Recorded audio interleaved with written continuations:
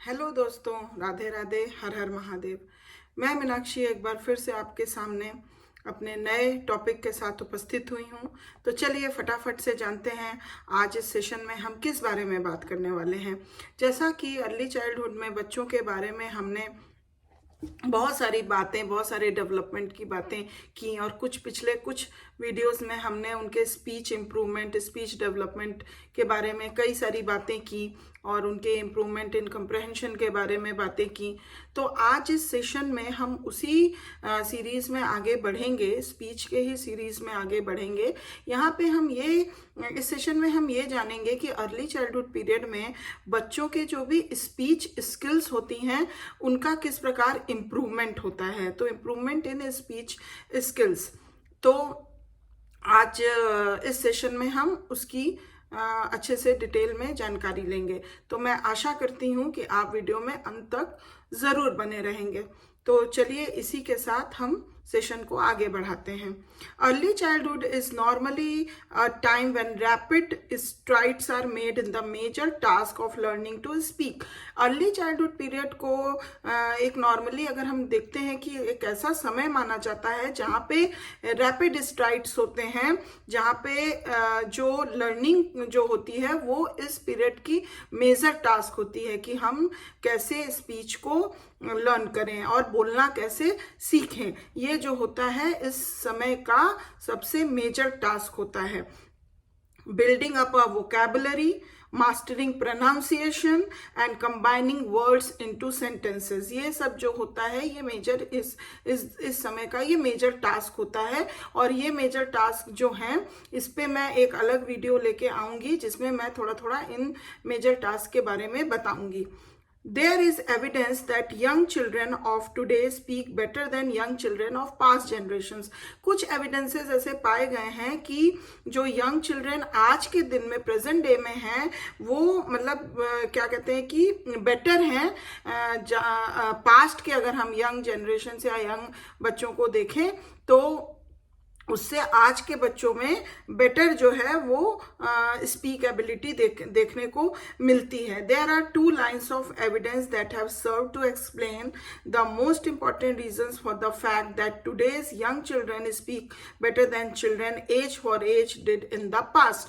तो कुछ lines of evidence मैं अभी आपको बताऊंगी कि ऐसा क्यों माना गया है कि पास्ट के मुकाबले प्रेजेंट में जो यंग चिल्ड्रन हैं वो जल्दी लर्निंग टू स्पीक करते हैं।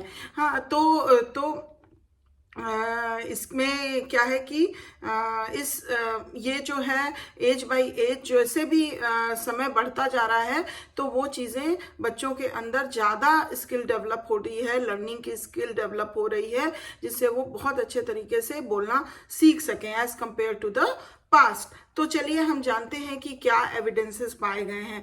पहली बात अगर हम देखें, first, parents of today specially mothers talk more to their children, partly because they have more free time to do so, owing to smaller families and more labor saving devices in the home.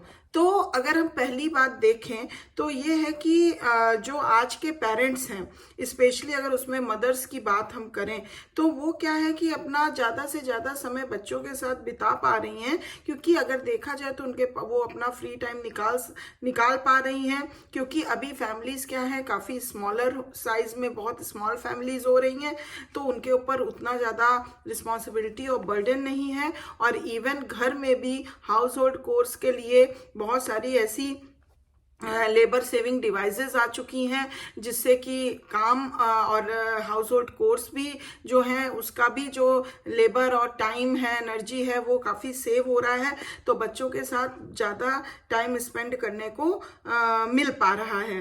तो and partly दूसरी बात यह है कि partly because they recognize how important is to give young children opportunities to talk and to encourage them to do so।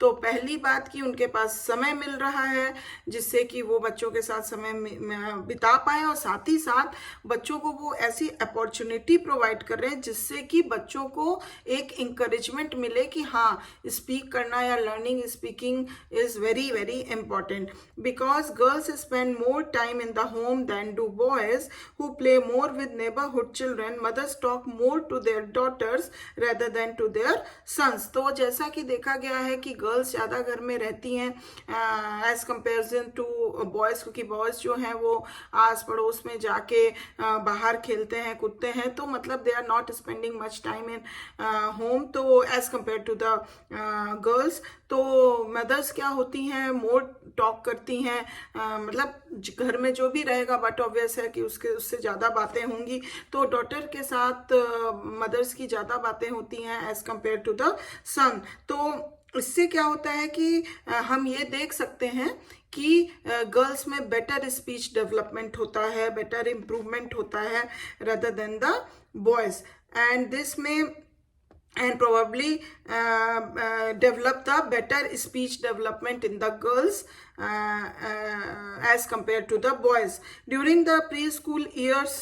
अगर हम देखें तो जो ये प्री स्कूल ईयर्स जो होते हैं उसमें इस तरह की चीज़ें ज़्यादा मिलती हैं, क्योंकि उसमें क्या है कि मदर भी घर में बच्चों के साथ ज़्यादा टाइम स्पेंड करती है, और इसके साथ क्या होता है कि बच्चे जो हैं वो ज़्यादा एक्सपोजर पाते हैं, इंकरेजमेंट पाते हैं जिससे कि वो स्पीक कर सकें, तो उनका ज़्यादा डेवलपमेंट और इम्प्रूवमेंट स्पीकिंग में होने की संभावना बढ़ जाती है। अगर दूसरे एविडेंस की हम बात करें तो the more contacts young children have with their peers, the more encouragement they have to talk and the more models they have to imitate। तो अगर देखा जाए दूसरा एविडेंस ये कहता है कि यंग चिल्ड्रन जो है जितना अपने पीयर ग्रुप और जितना सोशल कॉन्टैक्ट्स में आएंगे तो उनको उतना ज़्यादा इंकरेजमेंट मिलेगा कि जिससे कि वो ज़्यादा से ज़्यादा टॉक कर सकें। जितना हम दूसरों से कांटेक्ट में रहेंगे,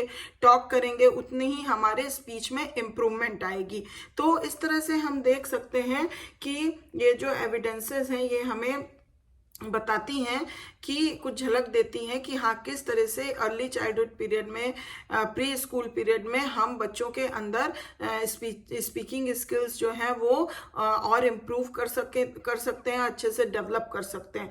तो हमें इन सब चीज़ों पे काफ़ी ध्यान देना चाहिए, और किस तरह के टास्क इन्वॉल्व होते हैं लर्निंग टू स्पीक में ड्यूरिंग अर्ली चाइल्डहुड पीरियड, ये मैं अपने अगले वीडियो में लेके आऊँगी। तो मैं आशा करती हूँ कि आप को ये जानकारियाँ पसंद आई होंगी। तो अगर आई हैं तो प्लीज़ एक लाइक ज़रूर दे दीजिए, और अभी तक अगर सब्सक्राइब नहीं किया है तो प्लीज़ कर दीजिए, जिससे कि आपका मेरा संपर्क यूं ही बना रहे और आपको अच्छी अच्छी जानकारियाँ प्राप्त हो सकें। और thank you very much for watching my video. तब तक के लिए अपना ख्याल रखिए, ध्यान रखिए, बाय बाय, टेक केयर।